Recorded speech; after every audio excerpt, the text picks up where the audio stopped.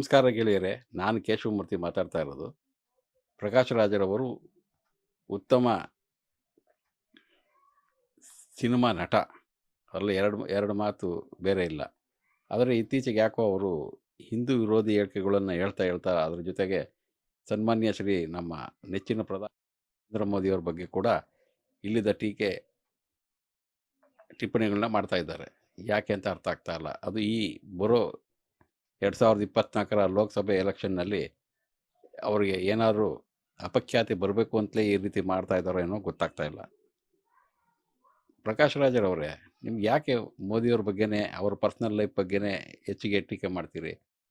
ಅವರು ದಿನಕ್ಕೆ 5 ಸಾರಿ ಕಾಸ್ಟ್ಯೂಮ್ ಬದಲಾಯಿಸ್ತಾರೆ, ನೀರಲ್ಲಿ ಮುಳುಗ್ತಾರೆ, ಚಂದ್ರನ ಮೇಲೆ ಕೂತ್ಕೊಂಡು ಟಾಟಾನೂ ಮಾಡ್ತಾರೆ ಅಂತ ಹೇಳ್ತೀರಿ. ಇವೆಲ್ಲ ಸರಿನಾ? ನಿಮ್ಮ ಘನತೆಗೆ ತಕ್ಕ ಹೇಳಿಕೆಗಳು ಇವೆಲ್ಲ?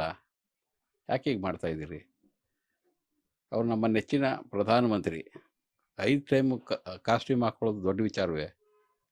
ಅವರಷ್ಟಕ್ಕೂ ಅವ್ರದ್ದು ಸ್ವಂತ ಸಂಬಳದ ಹಣದಲ್ಲಿ ಅವ್ರು ಖರ್ಚು ಮಾಡ್ತಾ ಇದ್ದಾರೆ. ನಮ್ಮ ಹಣದಿಂದ ಏನು ಅವ್ರು ಖರ್ಚು ಮಾಡ್ತಿಲ್ಲ, ಸರ್ಕಾರಿ ತೆರಿಗೆಯಿಂದ ಏನು ಅವ್ರು ಖರ್ಚು ಮಾಡ್ತಾ ಇಲ್ಲ. ವಿಮಾನದಲ್ಲಿ ಸುಮ್ಮನೆ ಹಾರಾಟ ಮಾಡ್ತಾರಾ? ಹಿಂದೆ ಯಾರೂ ಮಾಡಿಲ್ವಾ?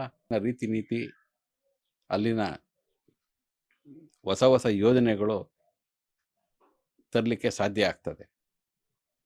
ನಿಮ್ಮ ಮುಖಾಂತರ ಯುವಜನತೆಗೆ ಒಂದು ಉತ್ತಮ ಸಂದೇಶನ ಕೊಡಿ ಅಂತ ನಿಮ್ಮಲ್ಲಿ ಕಡೆಯದಾಗಿ ಕೇಳ್ಕೊಳ್ತಾ ಇದ್ದೇನೆ.